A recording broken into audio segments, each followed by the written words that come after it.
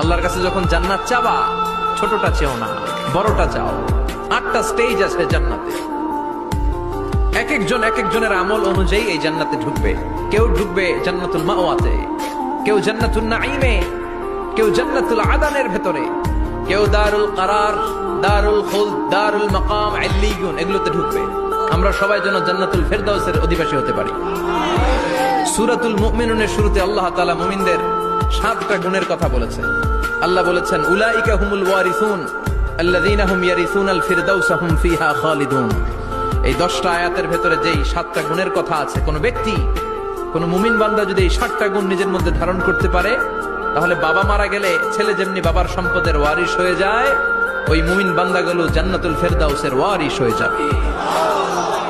আমরা জান্নাতুল ফেরদাউসে যেতে চাই। কোথায় যেতে চাই? কথা বলেন। আমরা জান্নাতুল ফেরদাউসে যেতে চাই।